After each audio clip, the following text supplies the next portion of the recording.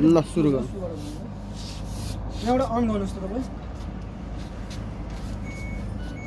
machine हाम्रो on भयो है अन भयो यहाँ बत्ती बलेको हेर्नुभयो तपाईँले यो चाहिँ कटनमा छ है हाम्रो यसलाई हामीले यता पनि घुम्न पायौँ यता पनि घुम्न पायौँ है जता पनि घुम्न भयो हामीलाई ढोका खोल्नु भनेको यहाँबाट ढोका खोल्नु भनेको यहाँबाट भयो है यहाँबाट ढोका खोल्यो लुगा हाल्यो लुगा हालेपछि ढोका बन्द गऱ्यो हामीले है ढोका बन्द गरेपछि यहाँ डिटर्जेन्ट हाल्नु पऱ्यो हामीसँग अब हामीसँग झोलमा छ भने झोल हालिदिने पाउडर छ भने पाउडर हालिदिने है यसमा चाहिँ सफ्टनर अथवा न्यु भयो यसमा चाहिँ डेली वासमा लुगा धोइरहेको छु भने हाल्दा भयो अथवा अरू सिस्टममा धोइरहेको छु भने प्ले वास युज गर्न पाइन्छ प्ले वास भनेको दुईचोटि कुनै लुगालाई मलाई दुईचोटि धुनु छ भने मात्रै युज गर्दा हुन्छ है अब अहिले हाम्रो हजुर अहिले हाम्रो यो हाइजिनिक स्टिममा छ है हाइजिनिक स्टिममा कस्तो खाले लुगा चाहिन्छ त्यो भन्छु म हाइजिनिक स्टिममा हामी किचनमा खाना पकाउँदा तेल लाग्ने बिरामीहरूको लुगा राख्दा बढी भएको थियो बच्चाहरूको लुगा है सिन्थेटिक भनेको पोलिस्टर नाइलनको लुगा भयो यी कटन भनेको कटनकै लुगा हो त कटन पनि अरू थरीको लुगा मिक्स भएको जस्तो पोलिस्टर नाइलनहरू मिक्स भएको कटन भनेको पेपर कटन भयो पेपर कटन क्विक वास भनेको पसिनाले मात्रै बिग्रिने लुगा जस्तै अब हामीले नयाँ लुगा किनेर ल्यायौँ अथवा कुनै भोलिबोटतिर गयौँ अथवा मोन लुगा गर्न गयौँ भने पसिना हुन्छ कि त्यो पसिनाको लुगा क्विक वासमा हाल्दा भयो डेली वासमा लुगा धोइरहेको छु भने त्यो बिहान लगाएसँग धुनुको भने छ हामीले 2-3 दिन लाग्नु पनि धुन पायौँ त्यो अवस्थामा के छ भने यसमा जुनसुकै लुगा छ हाम्रो कटन पोलिस्टर नाइलन जुनसुकै होस् हामीले छान्नु पर्दैन मिक्स गरेर हालिदिए भइहाल्यो है डेलिकेट भनेको हाम्रो साडी भयो लेहेङ्गा भयो बुढा भयो सिल्की लुगा सिताहरू बोल्ने छ भने डेलिकेटमा हालिदिँदा भयो coat pant shirt down jacket छ भने त्यो पनि हाल्न पायौँ हामीले है उल भनेको उनीको लुगा भयो है सुपर इक्वास भनेको तातो पानीबाट बिग्रिने लुगा तातो पानीमा हाल्दा कुम्चिने लुगा हुन्छ नि हाम्रो त्यस्तो खाले लुगा छ भने सुपर इक्वासमा हालिदिने अथवा हैनमा चिसो पानीबाट अरू थरी लुगा धुन्छु भने धुन पायौँ हामीले है यसमा पनि जुनसुकै लुगा हाल्दा भयो कटन पोलिस्टर नाइलन छुट्याउनु परेन हामीले है त्यहाँ छुट्याउनु परेन कलर भनेको कलर मिक्स भएको रातो कालो निलो येल्लो मिक्स भएको जस्तो अब मेरो यो सेतो कलर छ तपाईँको निलो छ त्यो येल्लो छ तपाईँको ओरेन्ज छ त्यस्तो मिक्स गरेर हाल्दा भयो कलर जुनसुकै लुगा जुनसुकै भए पनि भर पर्दैन है त कलर नजाने है जस्तो अब कुनैबाट कलर गइरहेको छ भने कालोबाट गइरहेको छ भने सेतोमा नहाल्ने किन सेतोमा हाल्दाखेरि कालो कलर छुटेर त्यसमा मिक्स हुन्छ है जस्तो कालो कालो सेतो हाल्ने है यदि छुटिरहेको छ भने कलर गइरहेको छ भने यदि गएको छैन भने मिक्स गरेर हालिदिँदा भयो है बेडिङ भनेको बेडसिटहरू भयो तन्ना खोल सिरक रङ क्लिन भनेको मेसिनलाई सफा गर्न भनिन्छ यो चाहिँ 30 पटक हामीले लुगा धोइसकेपछि यत्तिकै खालीमा चलाइदिनु पऱ्यो त्यतिखेर लुगा सर ती हाल्नु पर्दैन ड्रेन स्पिन भनेको सुकाउने मात्रै भयो कुनै लुगालाई हामीले बाहिर हातबाट लुगा धोयौँ बाहिर पखालिसकेको छु सुकाउनु मात्रै छ भने ड्रेन स्पिन गरिँदा भयो रिन्स प्लस स्पिन भनेको पखाल्ने र सुकाउने भयो कुनै लुगालाई हामीले बाहिर हातबाट लुगा धोयौँ यसमा अहिले पखाल्न र सुकाउन पायौँ है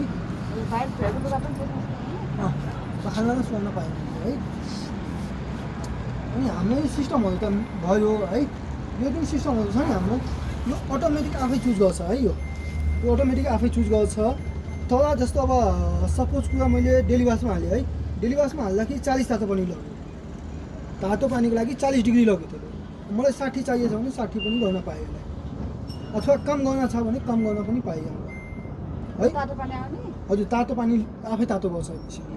है अब यो दुईचोटि पखाल्ने छ होइन यो दुईचोटिमा जान्न होला सब भनेपछि पानी हामीसँग धेरै छ फालमफाल छ भनेपछि दुईचोटिमा जान्न भनेपछि यसलाई 3 चोटि 4 चोटि 5 चोटि कतिसम्म गर्नु छ गर्न पाएँ मैले है यहाँ पखाल्ने चाहिँ हजुर पखाल्नलाई है अब यो 14 साढे 3 सुकाउँछ एकदम हाई स्पिडमा होइन मेरो लुगा बिग्रिन्छ होला भने हामीले अनुमान लाग्यो अथवा शङ्का लाग्यो एकचोटि धुँदाखेरि बिग्रियो भनेपछि हामीले यसलाई 400 800 1200 कतिमा चाहिन्छ त्यो अनुसार चुज गर्न पाएँ मैले है जिन्सहरूलाई कतिमा हाल्दा ठिक सकभर लुगालाई 800 मा राख्दा राम्रो सबै प्राय 800 मा हाल्ने 1400 बनाउनु पर्दैन यो जुन छ नि हाम्रो सिङ्गल भएको यो चाहिँ हाम्रो इन्टेन्सिभ भयो इन्टेन्सिभ भनेको टी सर्टहरूको लागि भयो अनि यो चाहिँ हाम्रो एडिसनल वास जस्तो अब डेली वासमा चाहिँ यता डिटर्जेन्ट हाल्दाखेरि युज गर्दा भयो प्ले वास अलरेडी युज भइहाल्यो त अरू सिस्टममा यदि हामीलाई चुज गर्नु छ भने प्ले वास चाहिएको छ भने युज गर्दा भयो है दुईटा पनि युज गर्न पायो अथवा नगर्दा नि भयो है हामीलाई बबल सोक भनेको के छ भनेपछि बबलमा एकछिन भिगाएर राख्छ दान्ता लुगालाई त्यसै धुने काम गर्छ अब आफै हेर्नु है 1 घन्टा आधा घन्टा भिगाएर राख्छ त्यसपछि लुगा धुने काम गर्छ अहिले तपाईँको 6 मिनट छ 1 घन्टा 6 मिनट छ त बबल सोप टच गर्ने बित्तिकै हाम्रो यहाँ टच गर्ने बित्तिकै 30 मिनट थप्यो 1 घन्टा 36 मिनट भयो आफै घुमिरहन्छ आधा घन्टा जति त्यसले भिगाउँछ लुगालाई त्यसै धुने काम गर्छ त्यसले है आफै हुन्छ हजुर अब तपाईँले यो जुन मिलाउन भन्नुभयो नि अघि मैले भनेको थिएँ नि यदि यसमा तपाईँले मिलाउनु छैन भनेपछि मिलाउन झ्याउ लाग्छ भनेपछि यो आइरन बनेको छ नि हाम्रो यहाँ टच गर्ने बित्तिकै हाम्रो यो आरसीमा गएर बस्छ टाइम घट्छ यहाँ आएर बस्छ है यो हाम्रो डेली युजको लागि हो कति घन्टा हामीले होल्ड गरेर राख्ने यो लुगालाई त्यसै धुने भनेपछि जस्तो कहिले काहीँ अफिसको लागि हतार भइरहेको छ मैले 4-5 घन्टा मैले अब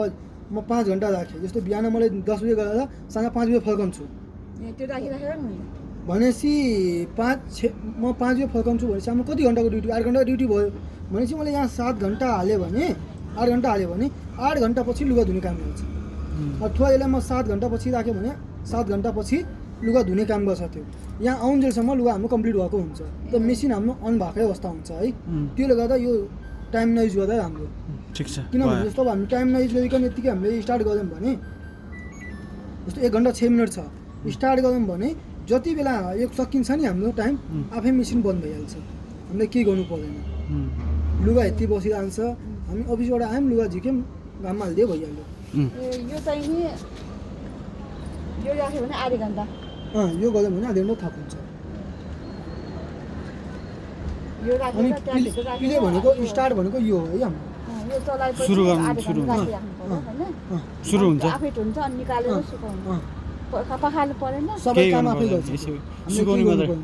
धुने पखाल्ने सुकाउने सबै काम त्यसले गर्छ सुकाउँछ यसैले आफै सुकाउँछ त कति पर्सेन्ट 80% सुकाउँछ 80% सुक्छ 1400 आरपिएममा गऱ्यौँ भने 80% 800मा गऱ्यौँ भने 50% त्यसो भए 1400 मा गरेर राम्रो होइन लुगा के छ लुगा अलिक कच्चे कच्चे हुन्छ हुन्छ छिटो बिग्रिन्छ 800मा गऱ्यो भने 50% सुकाउँदा पनि आधा घन्टा 1 घन्टा घाममा हालिदियो भने सुक्छ यदि घाम ला छैन भनेपछि 80% गर्दा नि भयो ठिक छ